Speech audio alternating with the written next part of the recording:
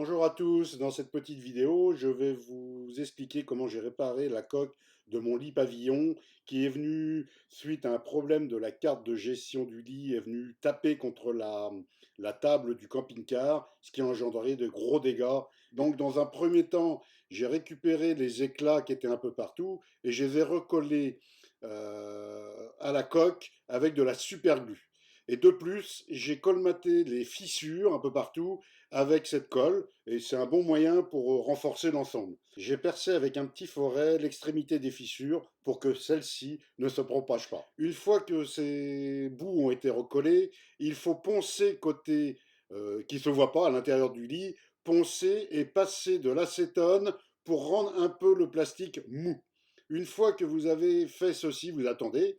Comme j'avais acheté un kit de réparation, il y avait un petit grillage qui était livré avec, que je me servirais pour renforcer la réparation.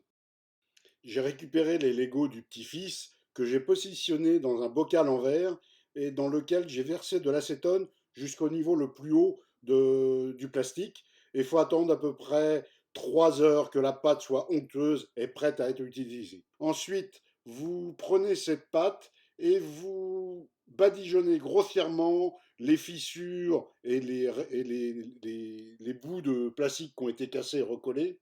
Vous allez positionner votre grillage sur cette première couche de pâte de colle ABS. Avec cette pâte, donc, vous allez noyer votre grillage pour qu'il prenne bien dans la masse et une fois sec, que ça soit bien solide. Ensuite, pour la partie extérieure du lit, donc la partie visible dans la cabine, j'ai préparé toujours ma mixture avec les petits bouts d'ABS blanc que j'ai positionné dans un bocal en verre et que j'ai noyé dans de l'acétone. Il faut compter à peu près 3 heures avant que ça soit une bonne pâte bien onctueuse. Pendant ce temps-là, vous allez donc poncer la surface qui va être à enduire avec une petite poncette. Là, c'est avec du grain 80. Et surtout, ne pas oublier encore à vos pinceaux de passer de l'acétone pour rendre la surface un peu molle.